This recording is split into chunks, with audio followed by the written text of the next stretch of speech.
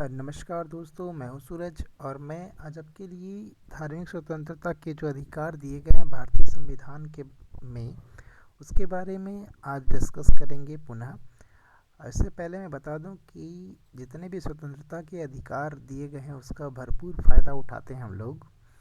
तो इसमें से हम धार्मिक स्वतंत्रता के अधिकार के मामले में बहुत लोग बहुत ज़्यादा सेंसिटिव हो जाते हैं और उसी सेंसिटिवता को ध्यान में रखते हुए मैं सोचा कि आपके बीच में इसके बारे में डिस्कशन कर दूं कि धार्मिक स्वतंत्रता का जो अधिकार दिया गया है वो अनुच्छेद 25 से 28 तक दिया गया है।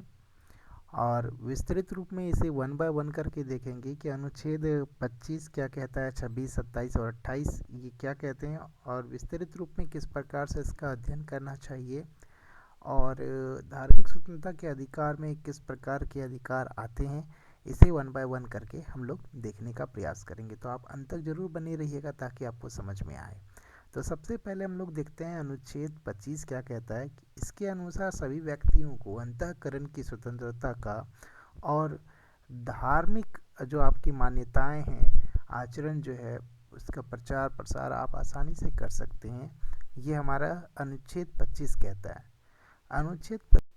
यदि अनुच्छेद 25 का व्याख्यान किया जाए तो इसमें पहला, जैसे कि कृपान धारण करने का अधिकार सिखों को दिया गया है, तो ये कहता है कि अंतःकरण की जो स्वतंत्रता है उसके हिसाब से ये मान्यताएं हमारी सही हो जाती हैं।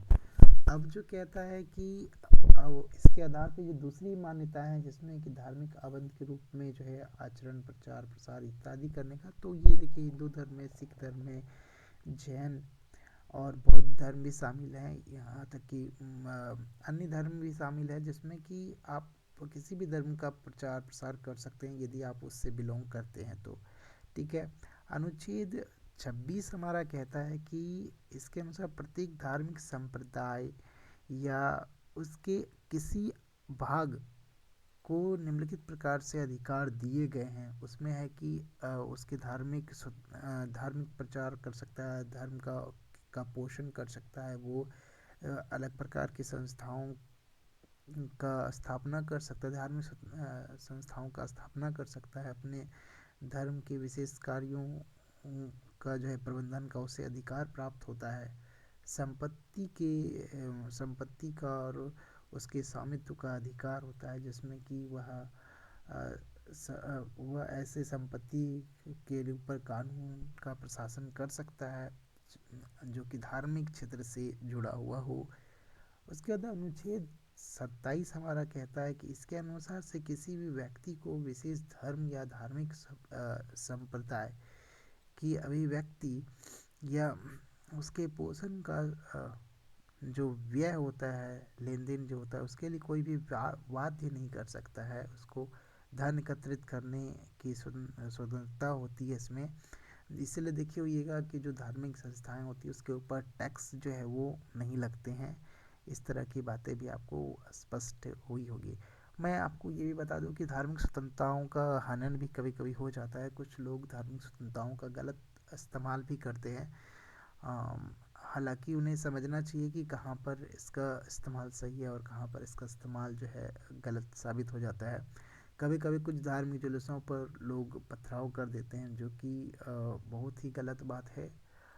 ये कभी भी नहीं करना चाहिए क्योंकि हमारा जो भारतीय संविधान है वो हमें समान रूप से अधिकार देता है। सभी का आप बराबर रूप से रिस्पेक्ट करिए, सभी धर्मों का, और पालन करना चाहिए। यही कारण है कि हमारे संविधान में इन इन चीज़ों के ऊपर जो है कानून पहले से बने हुए हैं जिसका कि पालन हमें एक अच्छे नागरिक के रूप में करना चाहिए और हम अपने कर्तव्यों का निर्वाह भी करना चाहिए क्योंकि अधिकार जैसे हमें प्राप्त होते हैं तो कर्तव्य का भी पालन करना उतना ही हमारे लिए आवश्यक है।